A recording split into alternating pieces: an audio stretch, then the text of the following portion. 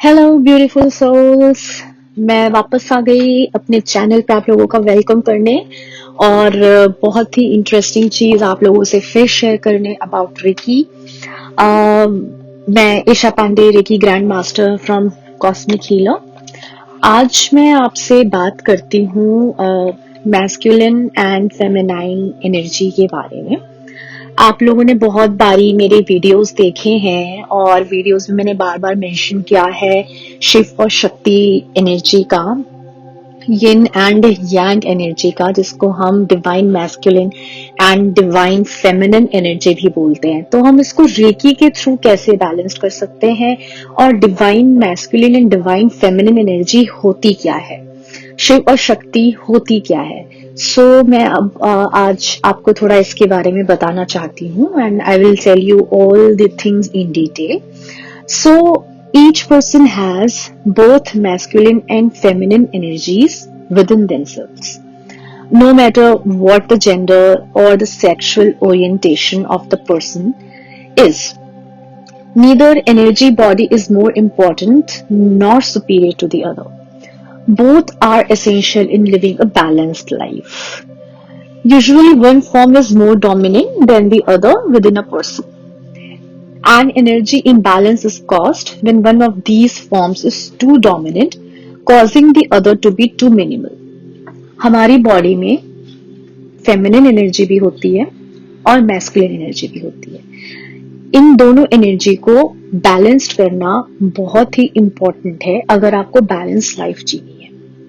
For example, एक lady है, lady की बॉडी में मैस्कुलिन एनर्जी भी होती है, फेमिनिन एनर्जी भी होती है, लेकिन मैस्कुलिन एनर्जी उसकी सप्रेस्ड होती है, फेमिनाइन एनर्जी जो होती है उसकी वो बढ़ी हुई होती है। और जब ये बैलेंस्ड नहीं होती है, ओवर बढ़ी हुई होती है, उससे क्या होता है, जो फीमेल होती हैं वो अपने मेल पार्टनर पे डिपेंड रहती हैं। मेल पार्टनर उनको डोमिनेट करते हैं, वो मेल पार्टनर से बिना पूछे कोई काम नहीं कर सकती हैं। इवन छोटी सी छोटी चीजों को भी उन्हें मेल पार्टनर से परमिशन लेनी पड़ती है। मेल पार्टनर से वो डरती हैं परमिशन लेने से, और वो आगे बढ़ नहीं पाती हैं मेल पार्टनर से। और जिन फीमेल के अंदर फीमेल एनर्जी कम रहती है और मैस्कुलाइन एनर्जी ज्यादा रहती है, वो क्या करती हैं, वो अपनी फीलिंग्स को सप्रेस करती हैं क्योंकि दे आर फीमेल्स और उनके अंदर फेमिनाइन एनर्जी नहीं है, मैस्कुलाइन एनर्जी है। बहुत ज्यादा एरोगेंट होती हैं, उनके अंदर बहुत ज्यादा ईगो होता है, बहुत ज्यादा फाइट करने वाली होती हैं और ओवर एरोगेंट होती हैं और मतलब ओवर एम्बिशियस होती हैं, अजीब पर्सनालिटी हो जाती है उनकी। तो इन दोनों एनर्जी को बैलेंस करना आना चाहिए ताकि आप अपने पार्टनर को कोई हार्म ना कर सके और आपको उनसे कोई हार्म ना हो। आप अपने डिसीजन अपने अकॉर्डिंग ले सके, अपने पार्टनर पे आप फुल्ली डिपेंडेंट नहीं रहे, ना आपके पार्टनर आपको अब्यूज कर सके। और भी बहुत चीजें होती हैं जो मैस्कुलाइन और फेमिनाइन एनर्जी अगर बैलेंस्ड ना हो तो प्रॉब्लम होती है। चलो अब हम डिस्क्राइब करती हूँ मैं दोनों काइंड ऑफ एनर्जी का। So what is masculine energies? Masculine energies can be described with the following words: assertive, focus, clarity, will power, knowledgeable. There is a leaning towards the logical, cognitive side of the brain. जो उसकी masculine energy अच्छी रहती है, वो बहुत focused रहते हैं, उनमें बहुत ज्यादा क्लैरिटी रहती है, विल पावर बहुत ज्यादा होती है, बहुत ज्यादा नॉलेज रहती है उनको। And what is feminine energy? Feminine energies are defined by these words: flowing, creative, emotional, expressive, nurturing. These energies lean towards the intuitive aspect of the mind. To achieve personal wholeness, all aspects of these energies need to be supported. अगर कोई इंसान over emotional है तो उसका मतलब है उसकी feminine energy जो है वो बैलेंस्ड नहीं है। कोई बहुत एक्सप्रेस नहीं कर पाते हो आप अपने आप को दबा के रखते हो, अपनी फीलिंग्स एक्सप्रेस नहीं कर पाते हो, इसका मतलब आपकी फेमिनाइन एनर्जी बैलेंस्ड नहीं है। So Reiki practitioners frequently receive impressions about these energy bodies. It is not uncommon for masculine energies to be felt more easily on the right side of the body and the feminine energy on the left side of body. And the right side also gives information about the future, while the left side can hold past memories. Masculine energies are needed for moving forward in life, while feminine energies are necessary for dealing with past events, especially painful or traumatic ones. तो हमारी body के दो part होते हैं. Right side जो होता है हमारी बॉडी का वो मैस्कुलाइन एनर्जी होता है, और लेफ्ट हैंड साइड जो होता है वो हमारा फेमिनाइन एनर्जी होता है.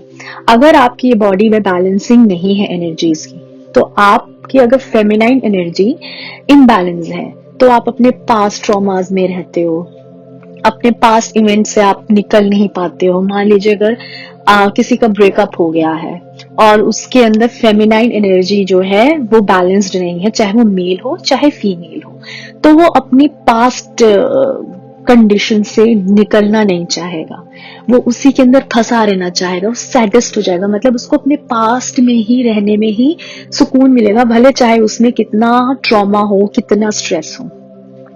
वो कोप अप नहीं कर पाता है सिचुएशन से, अपने फ्यूचर के बारे में नहीं सोचता है. चाहे वो फीमेल हो चाहे मेल हो, हर किसी की बॉडी में ये दो एनर्जीज होती हैं.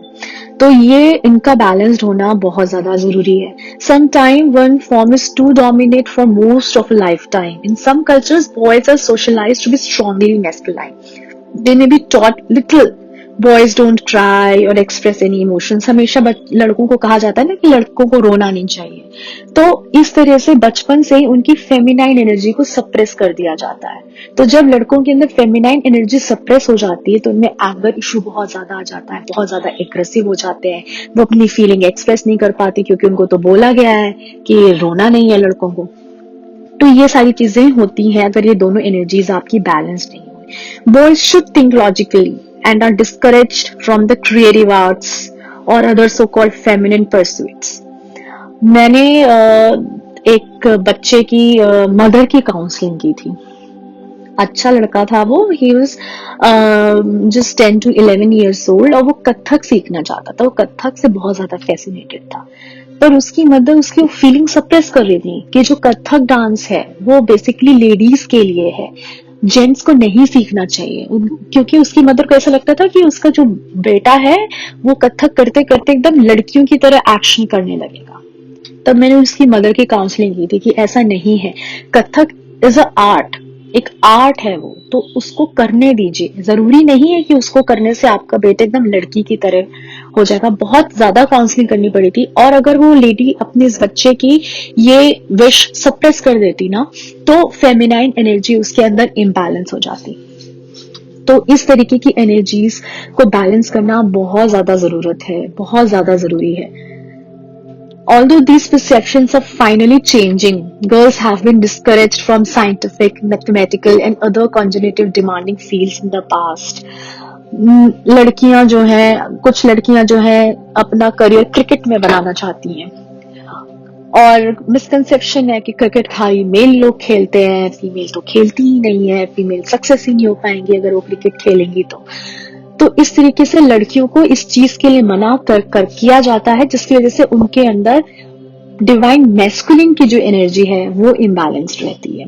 तो ऐसा हमें नहीं करना चाहिए. जो भी एनर्जीज हैं उसको बराबर बैलेंस करना चाहिए.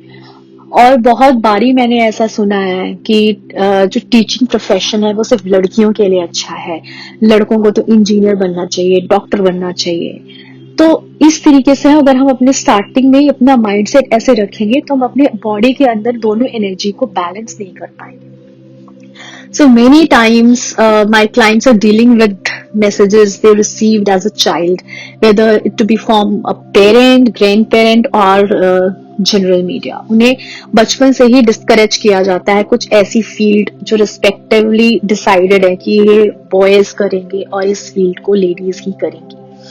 सो जेंडर इश्यूज जो है बहुत बड़ा इशू है, जिसकी वजह से हमारे अंदर की जो एनर्जी होती है फीमेल एंड मेल एनर्जी वो बैलेंस्ड नहीं रहती है. तो रेकी से इस एनर्जी को बैलेंस्ड किया जाता है, सोल को बैलेंस किया जाता है.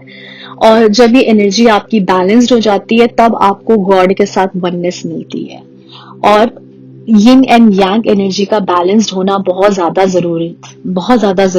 जरूरी है, क्योंकि ये हमारी बॉडी की शिव एंड शक्ति है। शिव मतलब शिव भगवान जी की पावर, और शक्ति हमारी जो पार्वती जी हैं उनकी शक्ति, उससे बॉडी बनी हुई है, उससे एनर्जी बनी हुई है।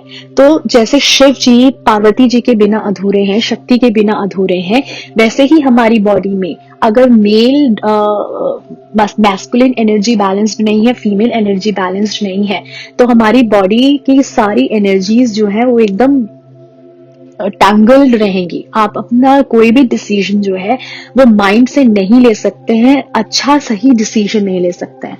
सो इसीलिए मैस्कुलिन एंड फेमिनाइन एनर्जी का बैलेंस्ड होना बहुत ज्यादा जरूरी है। Other times, energetic imbalances are situational as response to a major event in one's life. For example, if a person loses a job unforeseen and had no time for preparing for loss of income, the masculine energies may need to be dominant for a period of time to manage the crisis. Or a child becomes ill and a parent needs to be more nurturing and comforting. A life of wholeness requires that both masculine and feminine energies are fully present and available as needed. सो ये creative energies हैं। एक इंसान की body में दोनों को balanced होना बहुत ज्यादा जरूरी है। तो रेकी से इस चीज को बैलेंस्ड किया जाता है। अगर आप अपने yin and yang energy balance करना चाहते हैं, अपनी लाइफ में आगे बढ़ना चाहते हैं, तो आप मुझे कांटेक्ट कर सकते हैं। मेरी कांटेक्ट डिटेल्स नीचे डिस्क्रिप्शन बॉक्स पे लिखी हुई है। मैं Isha Pandey, reiki grand master.